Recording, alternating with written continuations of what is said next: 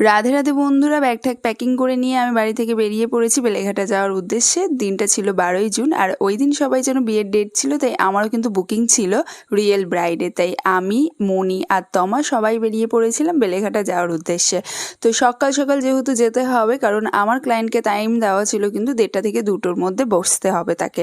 তো তাই জন্য আমরা 12টার মধ্যে পৌঁছানোর চেষ্টা করেছিলাম, বাট বিড়া প্ল্যাটফর্মে নেমে ওখান থেকে টোটো আসতে আসতে কিন্তু আমাদের পৌঁছাতে অনেকটা লেট হয়ে গেছিলো। বাইরের ওয়েদারটা দেখো কি অসাধারণ, তাই না? আর ক্লায়েন্টের বাড়ি যাওয়ার সময় আমি একটা জিনিস নোটিস করলাম যে ওদের বাড়ির আগে কিন্তু দুধারে ছিল প্রচুর রকমের সবজির ক্ষেত। যাই হোক, আমরা কিন্তু চলে আসলাম ক্লায়েন্টের বাড়ি, আর এখানে কিন্তু তাদের বাড়ি থেকে আমাদেরকে রিসিভ করতে নিতে চলে এসেছিলো। দেন আমরা চলে যাই যেখানে আমাদের বসতে দিয়েছিল সেখানে। এখানে এখনও মানে আমি লেট করে পৌঁছিয়েছিলাম, বাট তখনও কিন্তু গায়ে হলুদের কোনো ওরকম কোনো তোড়জড়ি আমি দেখিনি।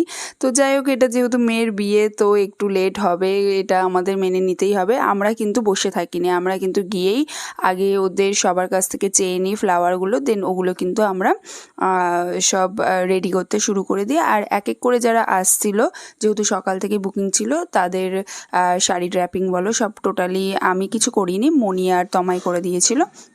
তারপরে আমরা চলে এসেছিলাম নিচে, যেহেতু আমাদেরকে খেতে বলেছিল, তো আমরা দুপুরে লাঞ্চটা কমপ্লিট করে আমরা সিধা চলে যাই কিন্তু ভেন্যুতে গিয়ে কিন্তু আমি ঝটপট সব কিছু রেডি করে নিই, কারণ ব্রাইডে আসার টাইম হয়ে গেছিলো। ব্রাইড এসেছিল প্রায় 2 থেকে 2.5 ঘন্টা পর, মানে আমার টাইম দেওয়া ছিল 1:30, ব্রাইড এসেছিলো 3টে, 3:30-র সময়।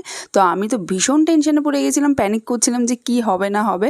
তো যাই হোক, অ্যাটলিস্ট আমি সব কিছু কমপ্লিট করতে পেরেছি, কারণ ব্রাইডের লগ্ন ছিল হচ্ছে তোমার বিয়ের 6:30 বা 6টা এরকমই সামথিং হবে, আমার ঠিক মনে পড়ছে না। ওই সন্ধ্যের গধূলি লগ্নটাই ছিল, তাই আমি ভীষণ পরিমাণে প্যানিক করছিলাম, কিন্তু অ্যাটলিস্ট আমি সব কিছু কমপ্লিট করতে পেরেছি, কারণ আমি যাদের দুজনকে নিয়ে গেছি আমার থেকে বেশি তারা আমাকে প্রচুর হেল্প করেছিল। তো এখানে আমি ঝটপট বেসটা সেট করতে বসি, আমি হেয়ারটা করে নিচ্ছিলাম, হেয়ারের পাফটা আমি করে নিচ্ছিলাম। তো আদার্স আরও যাদের মেকআপের বুকিং ছিল তারা কিন্তু তখনও এসে ভেন্যুতে পৌঁছায়নি, আর আমি বলেওছিলাম যে একটু লেটেই আসো, কারণ আমাকে ব্রাইডকে সাজাতে একটু টাইম দিতে হবে, যেহেতু ওর এটা স্পেশাল দিন, আর বিয়ে যেহেতু একবারই করবে তো সম্পূর্ণ ফোকাস আমার ওকেই রাখতে হবে। বাকি যারা গেস্ট আসবে বা গেস্ট মেকআপ করবে, তা পার্টি মেকআপ করবে, তাদেরটা আমি আস্তে আস্তে করে দেবো। তো এখানে দেখো আমি আই মেকআপটা করছিলাম, আর দেখো এটা কিন্তু পুরো ফোনের তোলা ফটোটা বা ভিডিওটা। দেখো এখানে কিন্তু আমি বেসটা কতটা ওর মুখে সেট হয়ে গেছিলো, আর আই মেকআপটা ও যেরকম চেয়েছিলো সম্পূর্ণটা সেরকমই করেছে। আর আমি কিন্তু ওকে বলেছিলাম একটু গাল কলকা করতে, বাট ও কিন্তু করেনি।